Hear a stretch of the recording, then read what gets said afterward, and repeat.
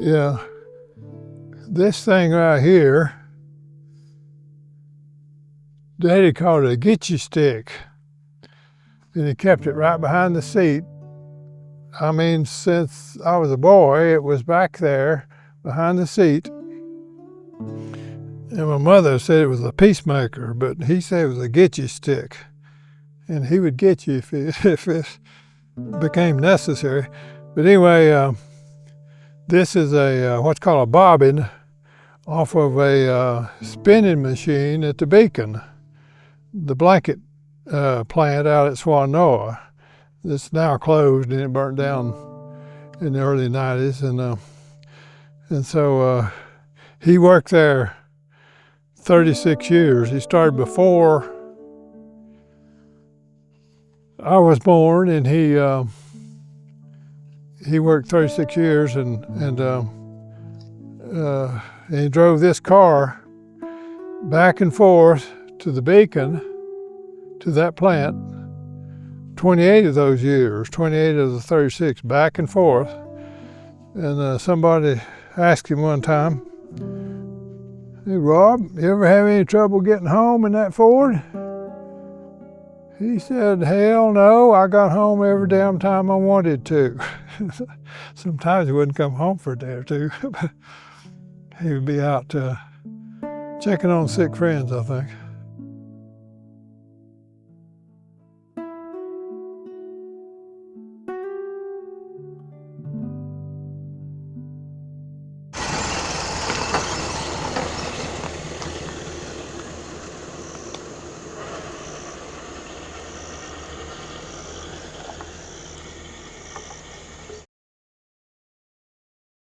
My name is Bob Earley, actually the Bob Earley, since Rob passed in '01. But it's Robert Jennings Earley Jr. And I was born January 5th, 1943. Somehow my mom got me to the hospital, and I was born, and a couple of days later it's time to come home. And Rob would not come and get me to bring me home. He was an ornery old guy. Now, he may have been, in fairness to him, he drove a stripped down Model T Ford, and stripped down meant no fenders, no hood, no windshield, no anything except a Ford with a flat floor on it, and had a wooden seat. He sat on that wooden seat with a tow sack nailed down and drove it back and forth to the Beacon primarily.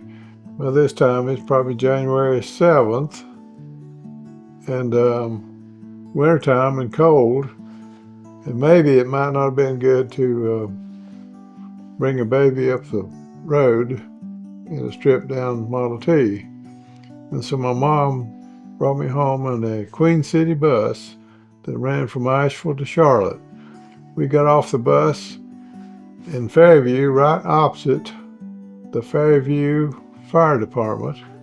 There were some friends that lived there, and the bus stopped there, and we got off, and then we got back somehow to where we were living.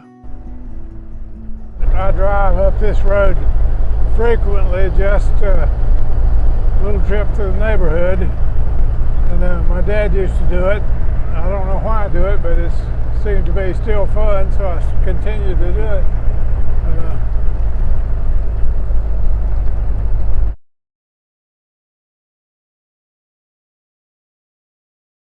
The way the Model A came into the picture, he was driving a T-model, and he and his friend Harry Fox had gone to Fletcher and get some liquor. They drank it on the way back to Fairview. They're coming up Cane Creek Road, and at that time, Cane Creek Road had been straightened out right there where Souther's Dairy used to be. The road went around by Souther's Dairy and back into Cane Creek Road, but they made that, took out that curve and made it go straight ahead. Well, they came up the road and turned in there and had a wreck and tore the T-model all to pieces. I remember a big fight over that. I mean, I was about less than 4 years old, but I remember that fight happening because that was his way to go to the Beacon, to his work, Beacon plant at Swannanoa. He bought the Model A, and the way he bought it, didn't have any money, so he went to his other drinking buddy, Charlie McBriar, and borrowed $200, and they paid it back $2 a week for 2 years. Borrowed $200, paid back $208. That's how he got that Model A Ford in 1946. This car has been all over any mountain that's accessible by car around here. This car has been there. Way back when I was a kid, they didn't lock the gates.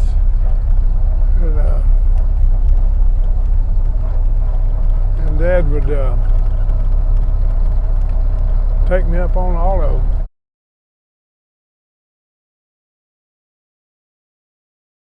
I started driving it when I was 13.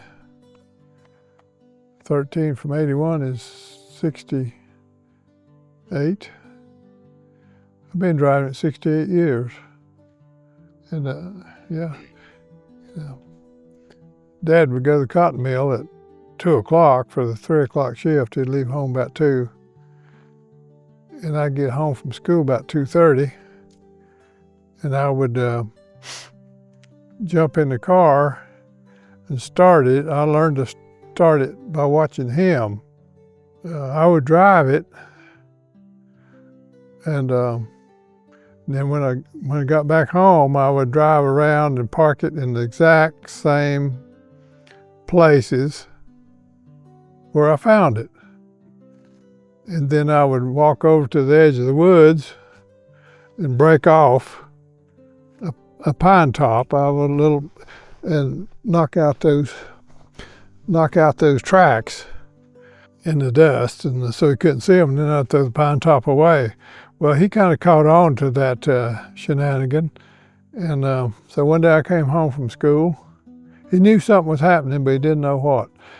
I came home from school, went in the house, came back out, headed for the car, sitting up beside the road, and I was going to take a little ride, and my mom came out on the porch and she said, "You better leave that car alone." "What do you mean?"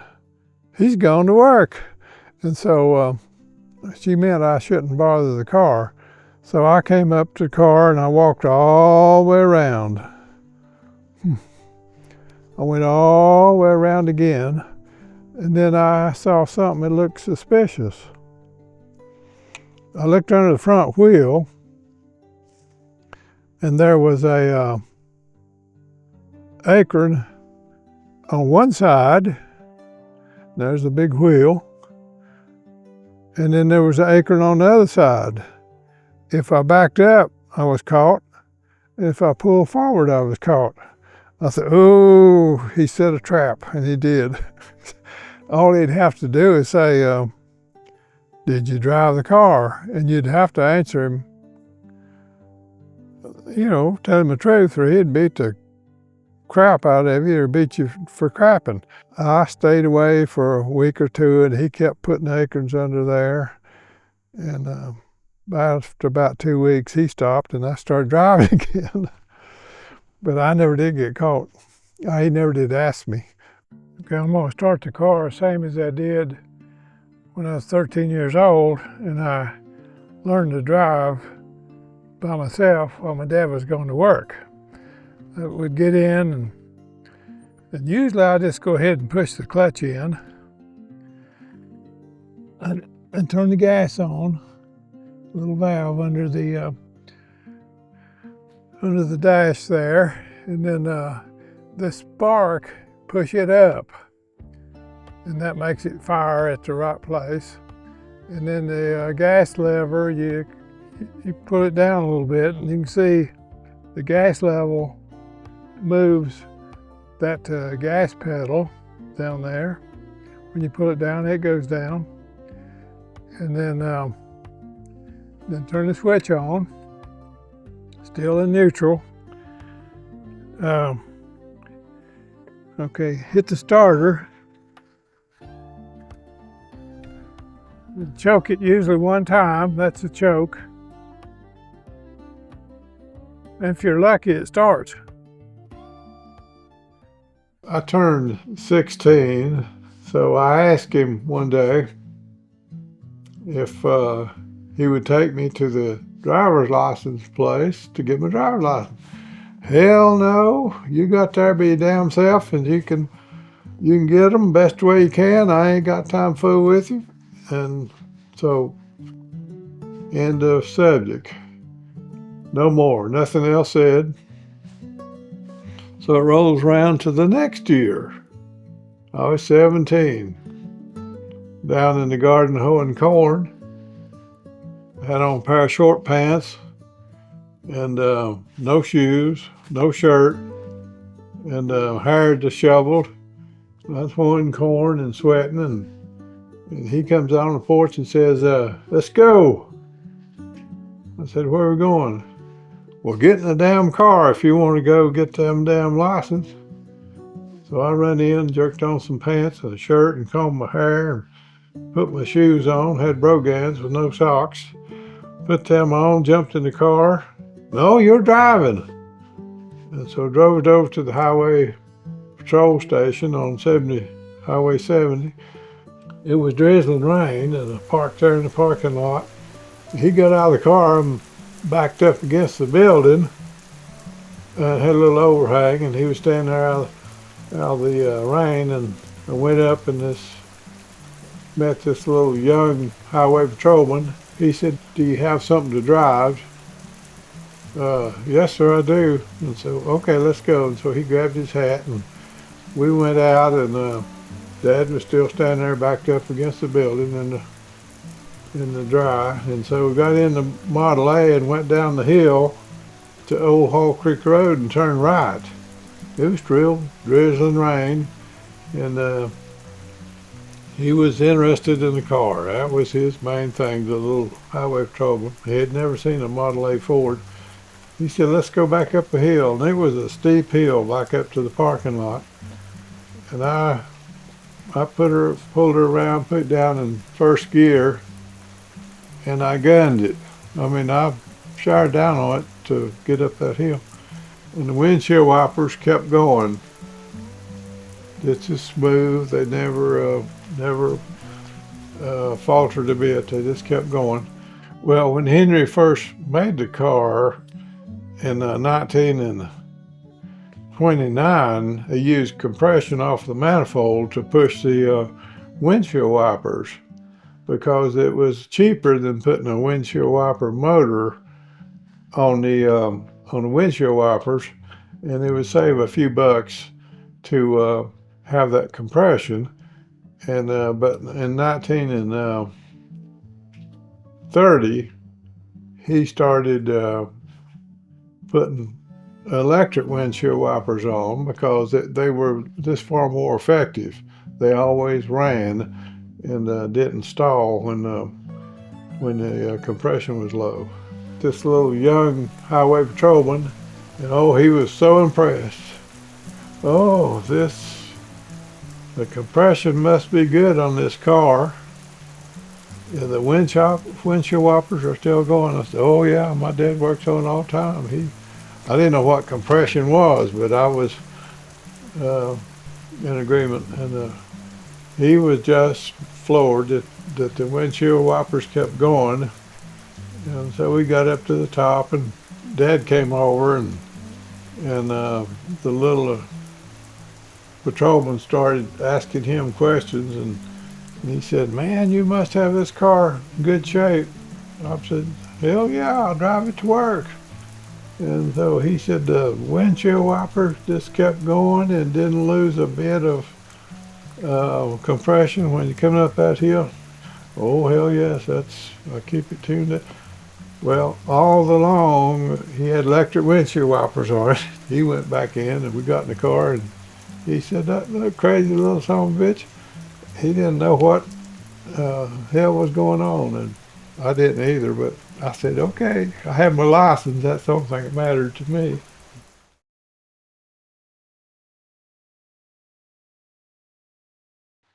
I'm Phyllis Earley. I'm Bob's wife, and I've ridden in the Model A lots of times.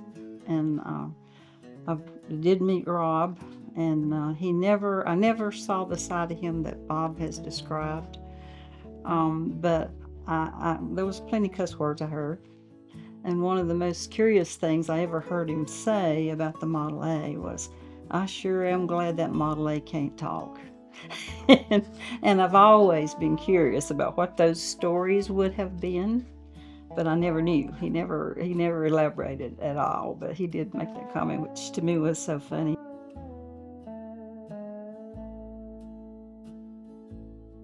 I'm Robin. I'm Bob's oldest daughter. And I'm Pam, Bob's youngest daughter. I remember going to get my daughter's baby stroller with my granddaddy in that car. And all these little women came up about around him, just oohing and awing. And of course, my granddaddy just cussed.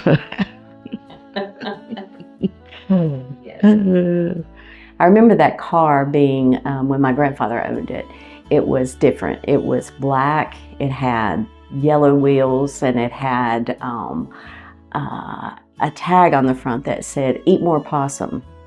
And I don't know what happened to that tag, but I don't think it's on there anymore. I think my dad took that off of there. "Eat more possum." I do remember that. Yeah, he had that on the rear, I believe. And that gives you an idea of his mindset. He was a redneck, and he didn't give a damn who knew it. And he had, if you don't like my sign, you can get the hell out of here.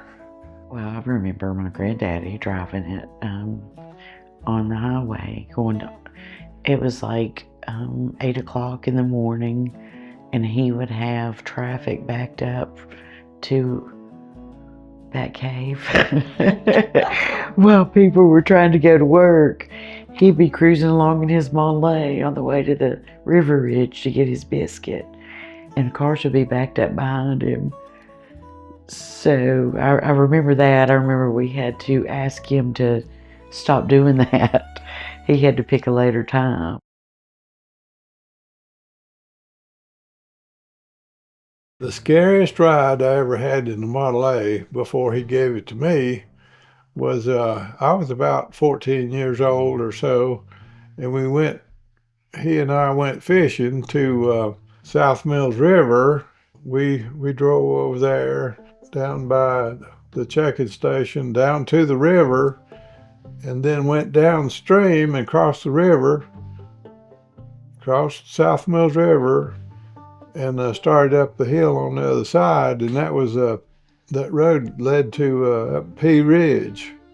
And we went up Pea Ridge, and he said, we better park on the top in case it rains. So we did. We parked on top of Pea Ridge and went down the other side to Bradley Creek fishing. Went down there and fished and didn't catch many fish, I don't think. But came back out, and it started raining really, really hard. And so we hunkered down under a couple of big poplar trees and waited till the rain settled down a little bit. And we walked on up the road toward the top of Pea Ridge in the car, and the water was coming down the routes just rolling, and I had to walk on the side because the water was so bad.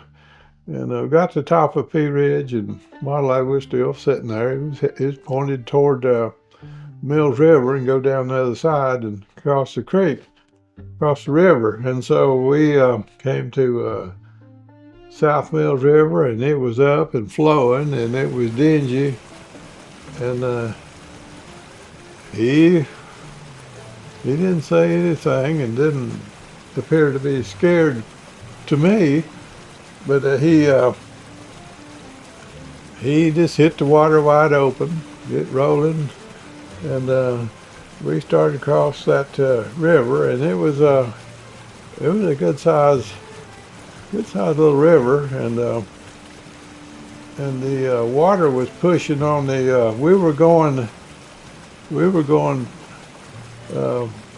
toward the checking station there, and the water was flowing into my side and downstream to the other side, flowing left to right, and it was up over the running board and pushing against the door.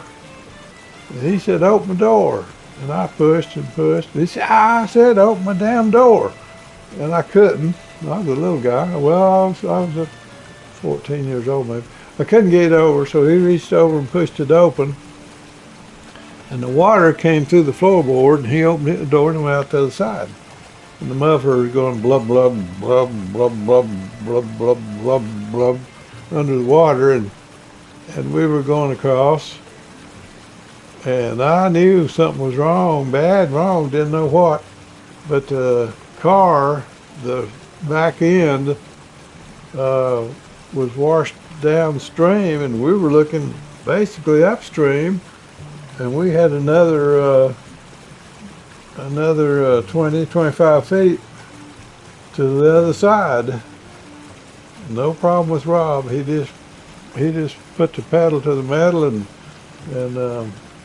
and just kept spinning, and we were floating down the stream just a little bit all along, and I thought we was going to get washed away.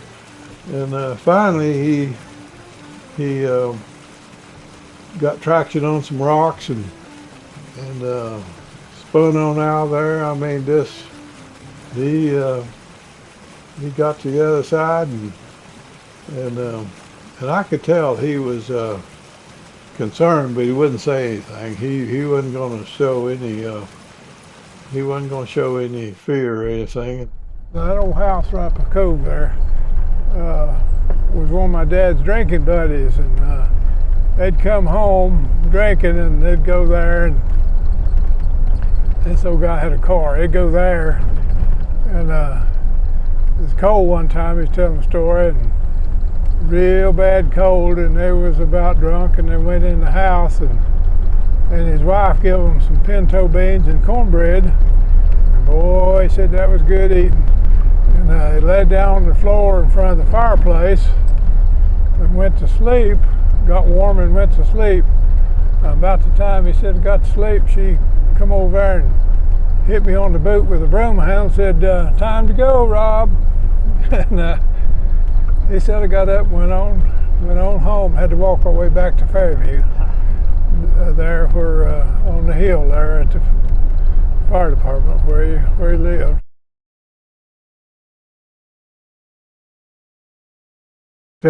One thing, it was always a family, I guess you'd call it a family tradition. Everybody went.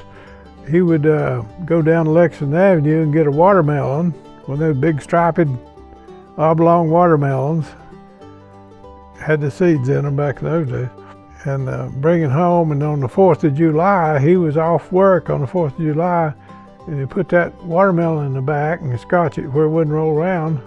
And me and his daughter would be sitting in the back, and we would go to Little Pisgah Mountain, and the gate is just on the Girton side of the gap up here, and turn off to the left and wind around that road, and you could go all the way to the absolute top of Little Pisgah Mountain, where those communication towers are now. And I would park up there, and he'd bring out the butcher knife and this big old flat rock and bring that watermelon over there and cut that thing open, and we'd have watermelon on the 4th of July on top of Little Pisgah Mountain. Did that several years. I think probably, I don't know, 5 or 6, and that was always fun.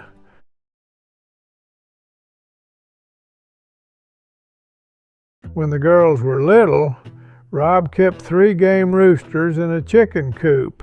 He brought them up to my house. I was living on Hash Road. That's the first house I built out here at Fairview. Built it in '72. That's where the kids grew up. And we were living there, and he brought that chicken coop out there and set it off in the yard. Well, as soon as the kids saw it, the thing to do is feed them. Well, okay. So they run the house and get some of Mama's cornbread, sprinkle it on the ground,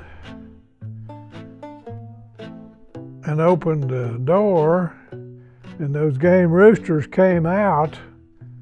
They didn't even see that cornbread. They just flushed. They took off to the woods there, and one of them flew up in a big pine tree, and he flew on the first limb, and then he'd jump over on the next limb and all that, and he flew up high in that pine tree, and the other 2 left town. They didn't hang around.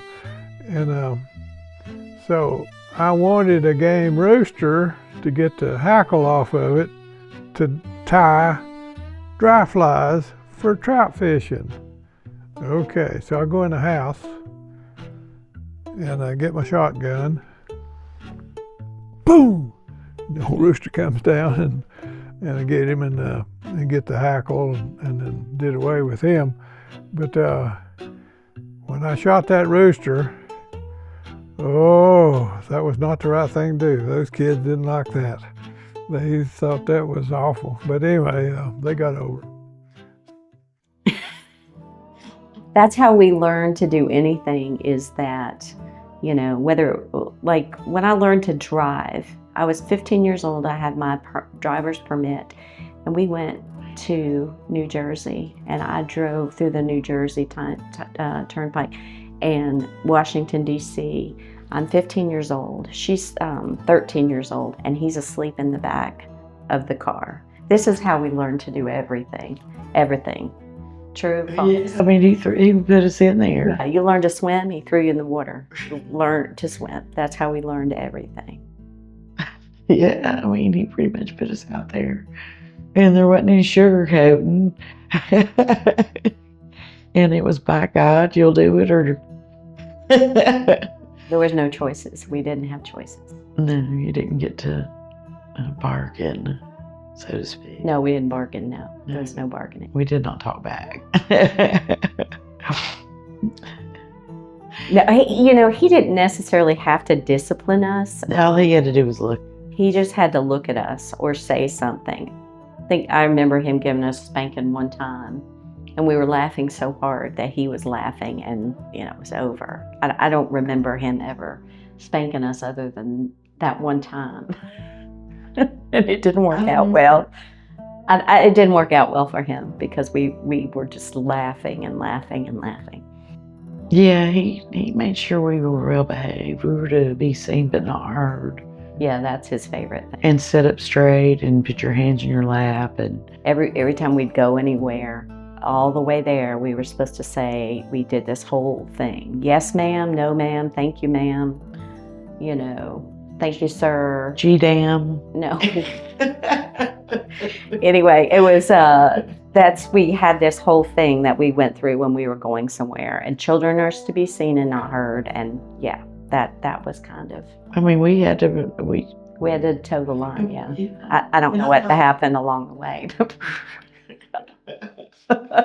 We kind of lost that.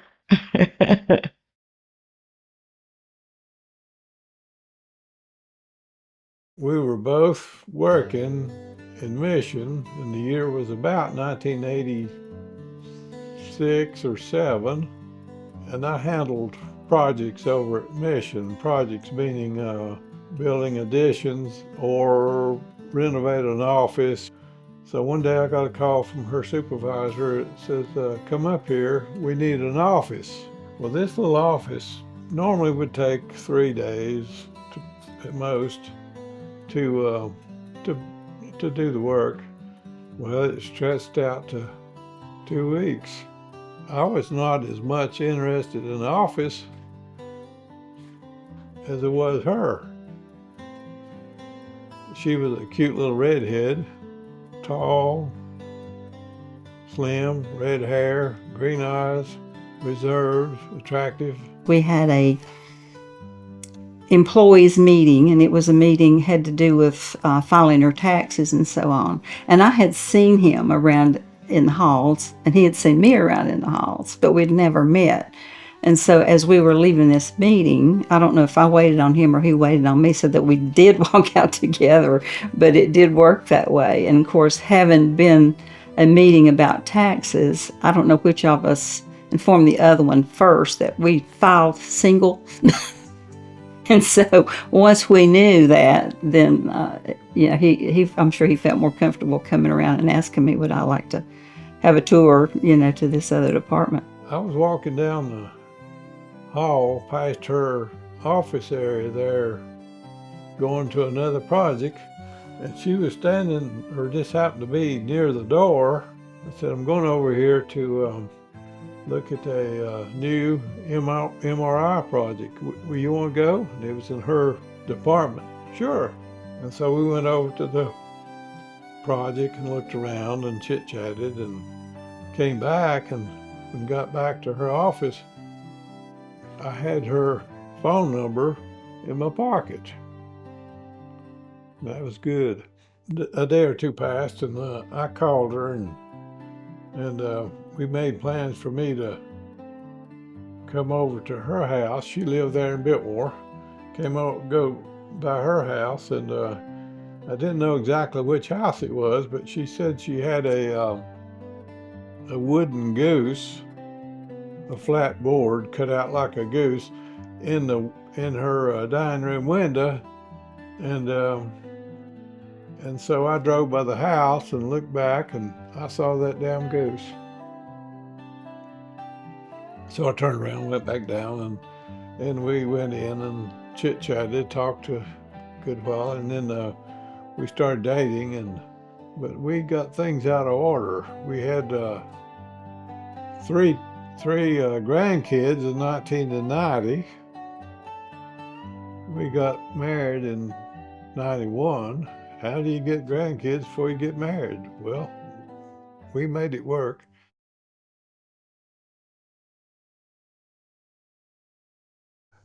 When Dad gave me this car, his name was Rob. I refer to him as Rob generally, but he gave me this car in 1999. And I was home here watching the football game on TV on Saturday, and the phone rings. And he said, what are you doing? Watching football game? Come over here. Bam! Slammed the phone down. So I get in the car and go over, and I go in, and he says, sit down over there. I sit down over there at the little kitchen table, and he says, I'm going to give you that Ford. Okay. What do you mean, give it to me? I'm going to give you the son of a bitch to take home. Okay, well, all right. And I brought it home in 99, and he went in a nursing home soon after, and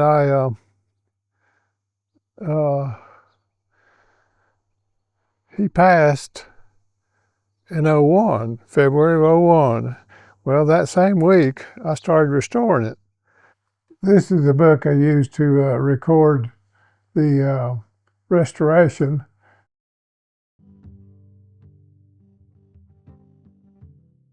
Dad gave me the car in 99, and I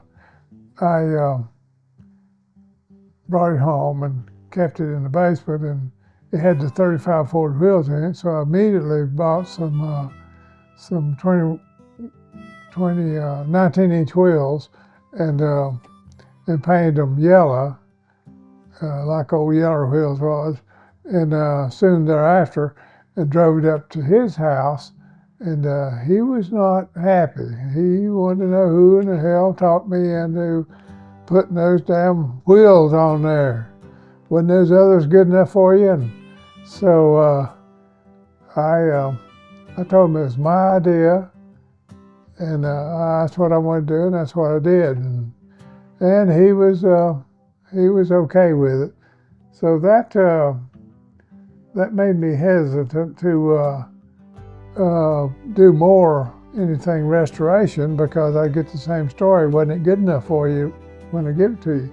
So he passed in February of '01, and I started about a week later on the restoration, and to avoid him being upset with me working on the car.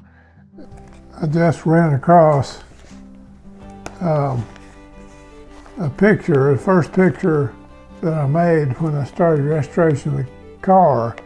And I see here, I've taken the engine out, and being inexperienced, I didn't drain the oil out before I started, and I've got oil all over the basement floor. It was a learn as you go project. Had to figure it out because I'd never been around a restoration, particularly hands-on type. When we were kids, my father did not know a thing about a car. He barely knew how to put gas in a car. I'm not kidding. I got the body stripped down, and so at that point, I called the Rice boys, Ronnie and Donnie. They came over to look at my project, see what I had to do, and they had a pickup truck. And that same day, they loaded the car up in the back of their pickup. The three of us picked it up and set it on the truck, and they took it home. And they had a real nice garage over there. And they started the restoration, the body work, the repairs that need to be done. And there were a lot of them. They put in patch panels. A patch panel is a metal panel that replaces rusted sheet metal. They fit it into the place, and then they'd weld it a little bit at a time. And then they'd grind those welds off smooth on both sides, not only the outside where it showed, but the inside. They'd grind that smooth, and they'd prime it, and the inside would be nice as the outside. And when you got a primer over it, you couldn't tell that it wasn't original metal. But one significant thing they did that I don't think anybody else could have done, and certainly not done as nice, they replaced where the trunk was in the back, that piece of metal, it was almost non-existent. So they replaced that piece of metal, and it was a kind of a complicated bend on the metal to make it work. It fitted to the body, it came over and folded back under, had an arch from one side of the fender to the other side of the fender, and they installed the trunk lid, and the curve of the trunk lid and the curve of the piece they fabricated matched perfect. Cousin Frank Earley, he came over and sandblasted the frame, and that was a dirty job, and he didn't seem to mind, and he took care of that for me. And then I would prime it. If there were imperfections, we'd fix it and prime it again, and repeat till we finally got it to where it would be acceptable. Here I am working on the roof. And when I got the car, the roof of the car had a metal plate tacked in place, and then soldered it with lead and filed it off. And that piece of metal, my dad told me it was a road sign or some kind of sign that was big enough so they could trim it and drop it in place and tack it and then solder it with lead. So I took all that out, repaired that, the metal on the roof there, and then put back a fabric roof when I reinstalled the roof. Fabric is what Henry used when he made this car in 1930. The engine, I cleaned up the block and took it up to Pennsylvania, near Hershey, to a engine builder up there, and he built an engine for me, and took a few months, and he did a counterbalanced engine. Counterbalance is not what Henry normally did. Now, I see a picture here of Cousin Frank and myself on the Model A. We're making ready to do the maiden voyage on this stripped down Model A. In this picture, the only thing that's here is the four wheels, the frame, the radiator, need the radiator to run the car, all the engine and the parts and transmission and so forth. And then we had a peach crate or something to sit on. Anyway, we drove it down to Breckenridge and turned around and came back safely. So the most difficult part was painting of the car. I didn't have any painting equipment, so I bought a commercial grade compressor and filters to keep the air perfectly dry. And I bought the best Binks spray gun I could buy. Had no clue how to use it. Eventually figured it out. New upholstery, I did that myself. I bought from Branton's, I bought upholstery that was original for a deluxe 1930 Model A. I bought a kit, and the kit was already sewn, and all you had to do is slip the seat in, put it around tight, and tack it onto the seat frame. And so the upholstery was not real difficult. Here's a picture of, well, let's see, there's fenders and there's body panels that are all painted and installed in the family room downstairs, in the room where the stove is. They're laying there on the carpet, just waiting to be installed on the car. When I get a piece painted and where I thought it was good to put on the car, I would store it in that room until time to put it on the car, and that just for safekeeping. In the Model A Club, there was this lady that had several Model A's. I'm gonna say like 6 or 7 maybe, Model A's that were good cars. And I knew she had good parts, and I asked her about coming down there. She lived in South Carolina, coming down there and buying some wheels from her. She said, "Oh yeah, come on down, I've got plenty of wheels." She had a row of wheels that were stacked on their edge, like a row of coins that was probably 50 feet long. And I went through inspecting every wheel. I'd look at it and put it back and pull out the next one. I went through all those, and that took 2.5 hours or so to go, well, a couple hours at least, to go through those. And they would have a little bent place, or they would have a pits on the rust pits on the spokes, or they'd have a ding on the rim or something. And I rejected them and put them back, and didn't find any I wanted. I said, can I go in this other building and look? She had parts in there. And, oh yeah, that's fine. Yeah, we can go in.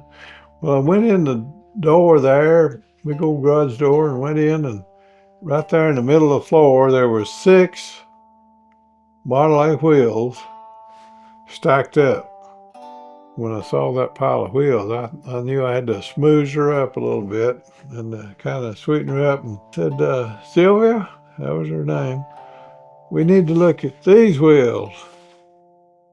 So, "Oh no, big boy," she said, "you're not touching those wheels. Those are going to go on a Phaeton I'm having restored, and they're earmarked for it, and you ain't getting them."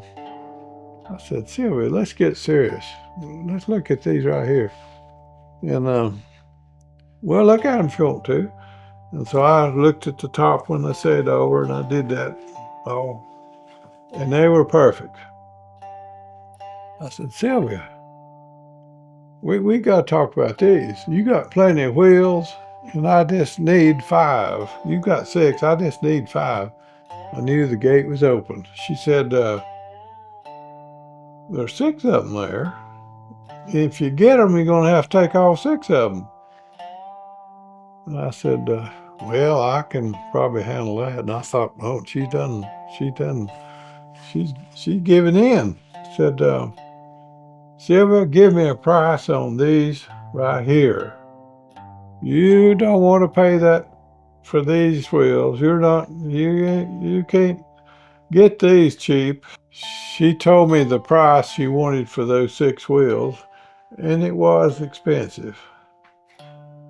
But I was working at that time, and I'd taken a pocket full of money in my left front pocket, and she gave me the number.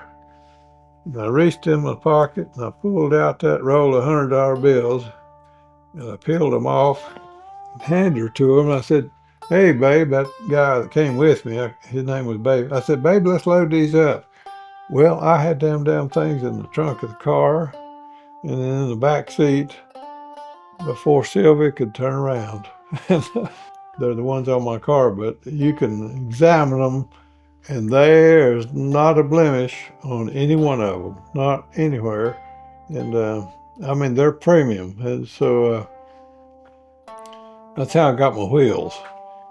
And I would see her at Model A meetings, and she said, you know what? You stole them wheels off of me. And I said, oh, Sylvia, I'm sorry. I thought I paid you what you asked for them. She would just laugh. Everything was reworked on this car completely. I mean, nothing was skipped. It was all repaired as good as Henry made it.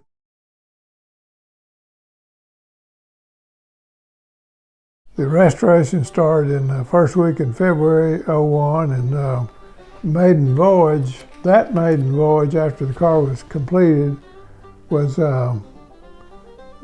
April of '04. That voyage was to Fiddlers and Fiddlehead Convention over in Unicoi, Tennessee. We were driving down I-26, a convoy of about 10, 12 cars from our local club over to Unicoi. This place was near Johnson City, Tennessee, and it's a little over an hour over there and back. The damn horn started blowing continuously. Ooh, God. So I pull over. A wire had shorted out, and it was going to the horn, and it was on fire. And so I tried to pour a Coca-Cola on it. That didn't work, so I got my side cutters. I cut out that wire that had been burning. And of course, it didn't have a horn, but that didn't hurt anything. Went on to Tennessee. I came back home, and the next week I ordered a new wiring harness, brand new wiring harness. I didn't want a patched up wiring harness going to the horn, so I bought a new wiring harness. It wasn't necessary, but it's still on there and working good.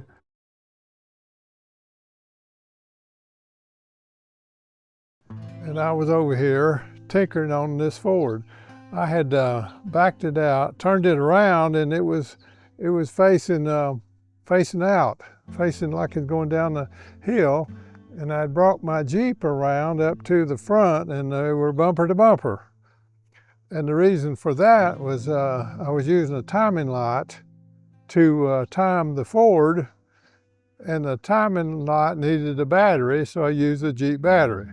So okay, we did that. I did that and tinkered with the carburetor, and so I was ready to do a test drive. And I backed the Jeep up into the yard right over there. And when I was backing up, and I looked back, here goes the Ford right down through here, and right down over that bank, and down through the woods. It hits a big tree, bam!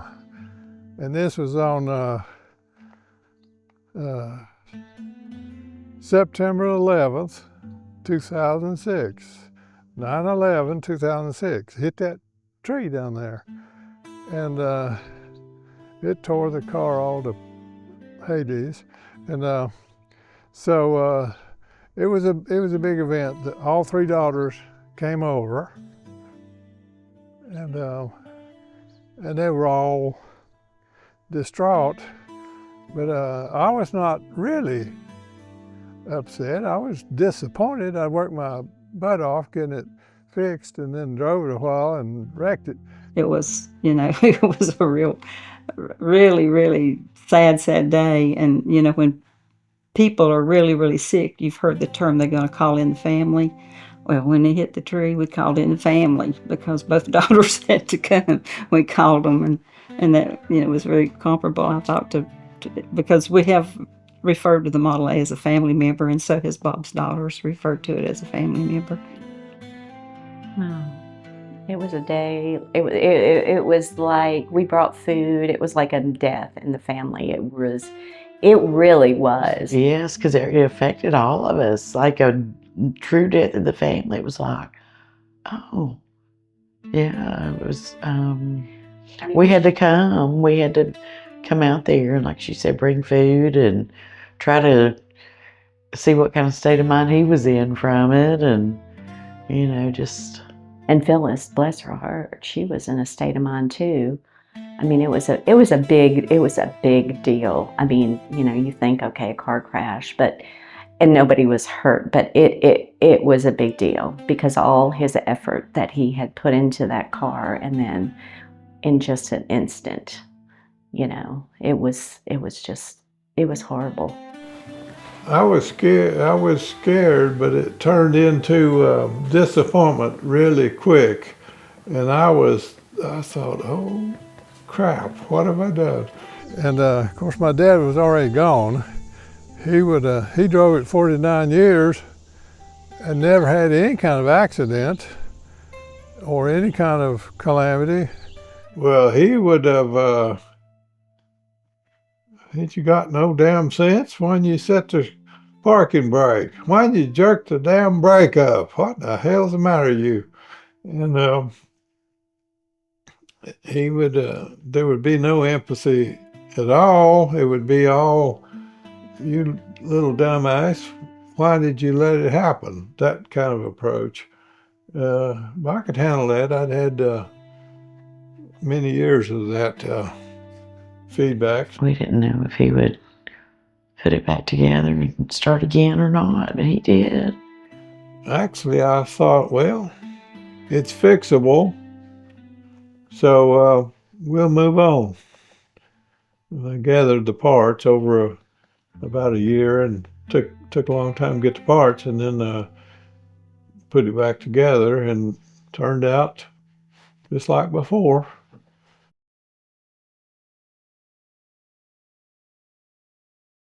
I drive it a little bit friskier than he did. He had the idea that kind of petted him around, and have to be careful, he'd say. He does it like really fast. When I've rode with him, I'm holding on for dear life, but you better not say anything. He's not a great driver. I mean, but I will say he's never been a great driver. I can remember as a kid, his way to drive in the snow was go as fast as you can so that you don't get stuck. And so that's my memory of him driving, is he drives just as fast as he can drive. And he is not a good driver. But he has never had accidents or anything either. No, I guess not. But Phyllis in the Model A, she, I'm going to say early on when we were driving the Ford and so forth, she kind of was intrigued by it. She saw my enthusiasm, and she kind of went along with the program. She was comfortable. But driving, she had when I met her, she had a new Honda, or bought a new Honda soon after, and it was a straight drive, and she'd drive that thing and pop those gears and pop that clutch, and and she drove it really efficiently. And I thought, well, okay, transition over to Model A, that's going to be a piece of cake. Well, we went over to, here in February, we went over to Old Number 9 Road. As I remember, went over there for her initial driving experience. And boy, the Model A Ford is not synchronized. Of course, the Honda is, which means the gears on the Model A had to be real careful operating the clutch and movement of the gear shift to make sure you get in the right slot without scraping the gears, without causing them to grind. And she did not pass the test. She was I'm going to venture to say, terrible driver. She wasn't a bad driver, she was terrible. And so anyway, that we put her driving on the back shelf, and I don't know that she's even attempted since then. I do want to defend my Model A driving just a little, because I did drive the Model A after that first lesson. I had a couple other lessons, and then in the early 90s, Bob had to have some heart surgery, and so he was kind of out of, his health was not the best at the time, but yeah, he wanted to go on a Model A ride, and we were to meet in Inca, and so I drove to Inca and back, and that's the only time I ever did any amount of driving at all on the road, on the main road. I remember getting to drive the car too, on the Parkway, whenever we took our Parkway trip. Not for a very long period. I mean, I can drive about anything, but I had never, the brakes on it were so completely different, and driving it, it was hard to drive because it was just, you had to really a whole lot of pay attention to what you were doing, but I was glad to drive it. I would like to drive it again. I have never driven that car. No, I've never even been offered. So what does that tell you about my driving skills? Although they are better than his driving skills, I must say. My son has driven that car, and my husband has driven that car. My husband has probably spent more time in that car or around that car than either of us.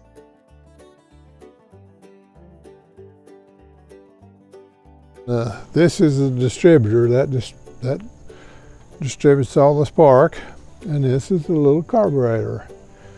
That is a Model A carburetor, original. And they're at one time they were easy to find and restore, but 30 years later it's almost impossible to find one. I just happen to have a couple of extra carburetors. The vast majority of those are B model carburetors, and they're strong. They are a strong carburetor. I don't even know how many carburetors that he has for that car. You may know, but there are a lot, like, I don't know, 16 or more. I don't even know, but my fear is, when something happens and we have to deal with all those car parts, I do not have a clue what to do with them. Who needs 16 carburetors? I don't know.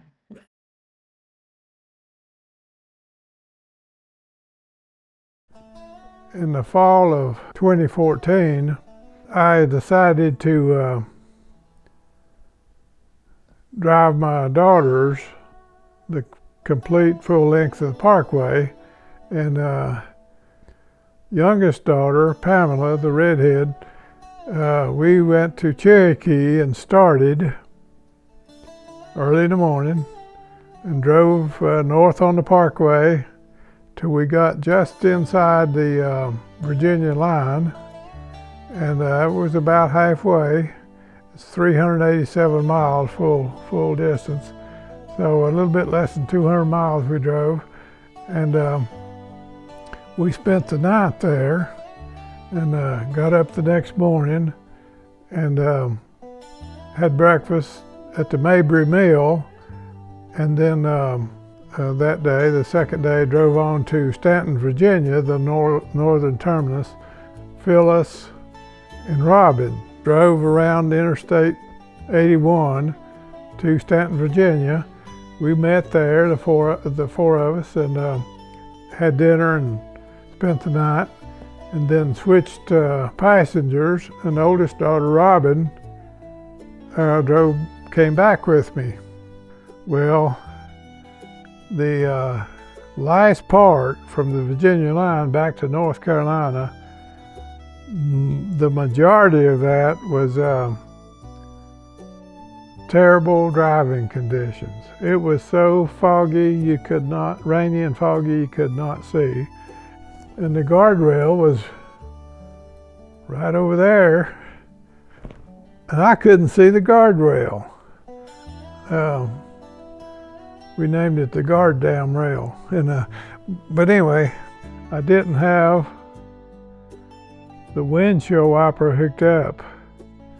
So there we were, rain and fog, windshield wiper not working.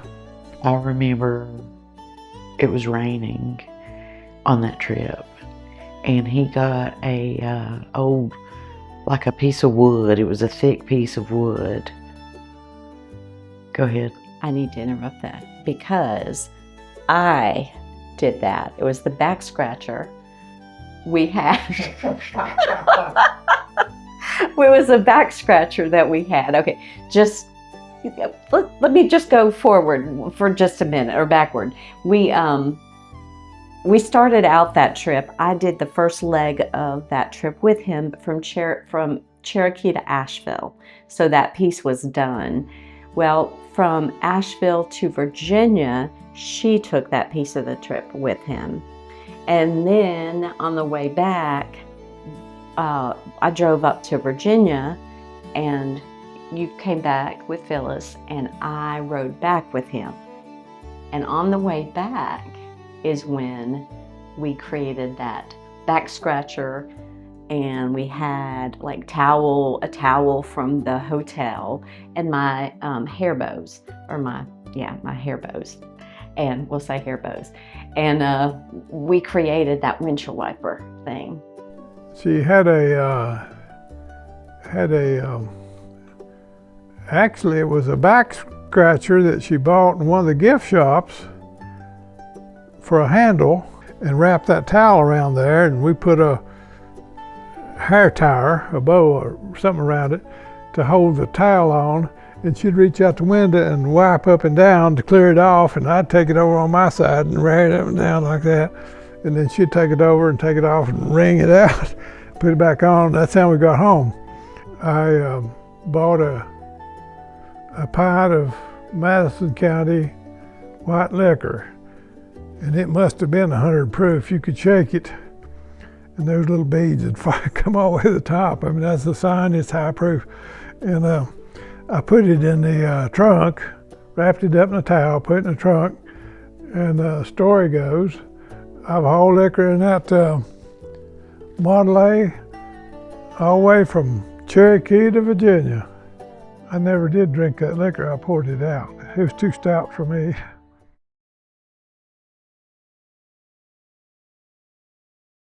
License tags, my matching license tags, they are extremely rare.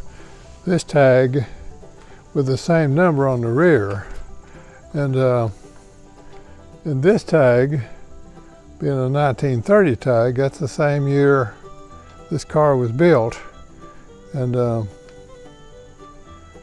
I got those 3 tags from a older guy that lives in the neighborhood here. And he was quite proud of them, but I got them, and they were rough, and I restored them, and took a long time to get this one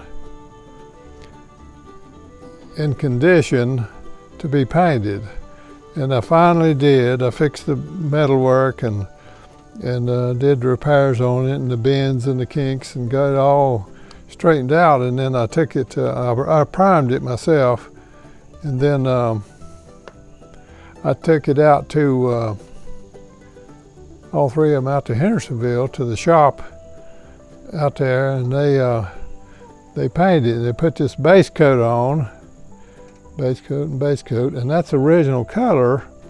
And the reason I know that, there was a pretty good example of this original color on that tag before I started cleaning it up, and I had it scanned at the paint store, and they kept it. And then when I got this base coat on, I took all three of them to a sign painter over in Charlotte Street named Mark Peters, and he did that lettering. And then I took them back to Hendersonville, and they put a clear coat over top of it to preserve it. And then I wasn't happy with the clear coat, and I took it back, and they shot it again. And they're actually a little bit over restored for that era, but what the heck. And then I went to a machine shop and had these brackets made to hold the two tags. And I hadn't put them on the car until now because I'm afraid somebody'd swap them.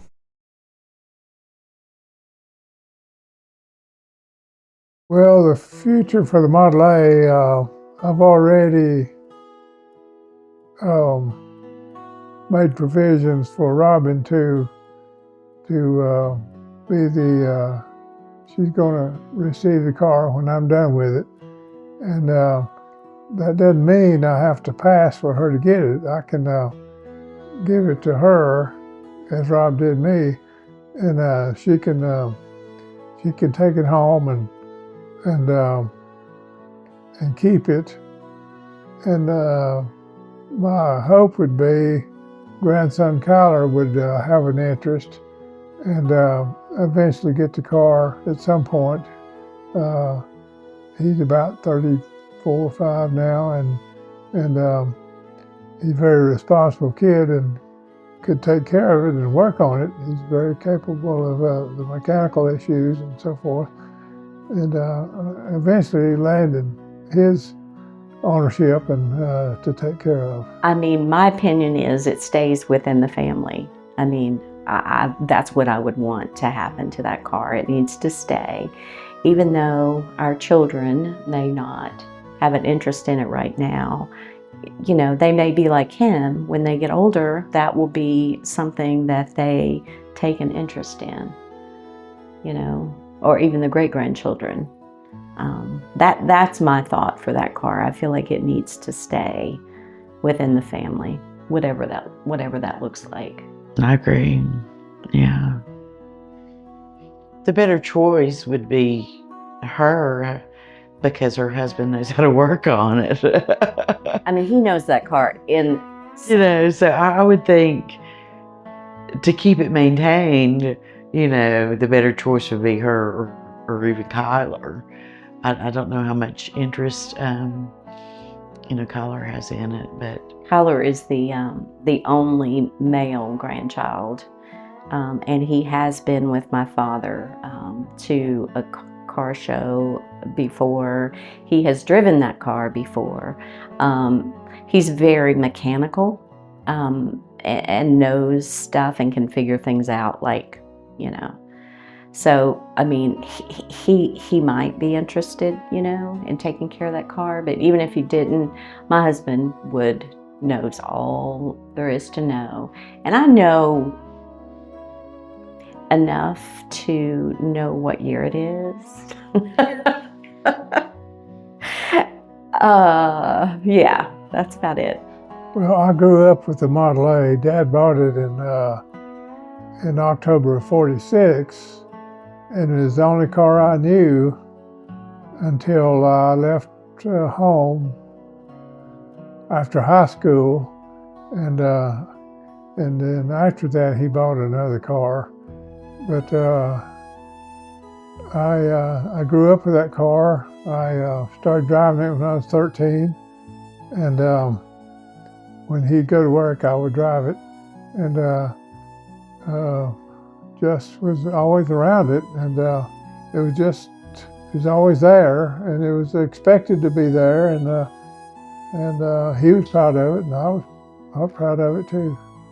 Generally, I have good memories of the Biltmore visits in the Model A Ford because, I kind of enjoy watching Bob in his glory, giving his stories and all that sort of thing. He did enjoy when we were on the Parkway, when we would stop. He enjoyed the attention that it brought, and he would go to tell people, this is my daughter and we're doing this trip and blah, blah, whatever. I learned to drive in this car. And so he enjoyed that storytelling along the way to anybody that would listen. He did enjoy that, and I enjoyed seeing him do that. That was good. Yeah. He was proud of it and proud of us. This old Ford and I have been together since 1946. I started driving it around 56, and I'm still driving it today, 69 years later. It's always brought me home every time I wanted it to. My hope is Robin keeps it going and gets as much joy out of it as I have. She's 95 now, the Ford, not Robin. I'd sure like to be behind the wheel when she turns 100. I'll be 87 by then. And if I can't drive it, maybe Robin will take me for a Sunday ride. And I bet, just like that first time I snuck it out, I'll feel that same old thrill all over again.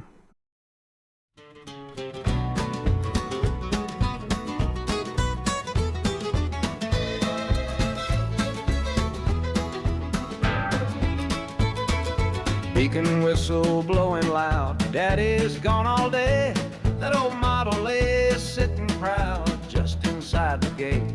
Young Bob's got that look again, the one that spells out fun. Got the key hid where it's always been, ready for a run. Oh, Bob and his Model A, sneaking out while Daddy's away, with a grin and a sputter, kicking up the clay. Yeah, Bob found his freedom in that old Model A. Learned the levers, learned the choke, just watching Daddy drive. Wiped his tracks out with a pine top road, keeping dreams alive. That picture stick behind the seat, well, it stayed in its place. Bob was flying low and fast and neat, winning his own race. Oh, Bob and his Model A, sneaking out while Daddy's away, with a grin and a sputter, kicking up the clay. Yeah, Bob found his freedom in that old Model A.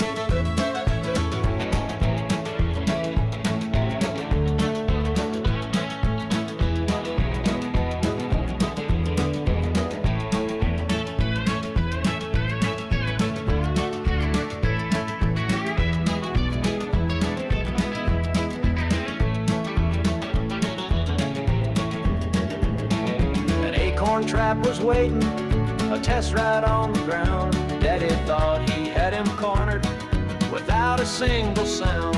But Bobby spotted danger, sharp eyes missed nothing new.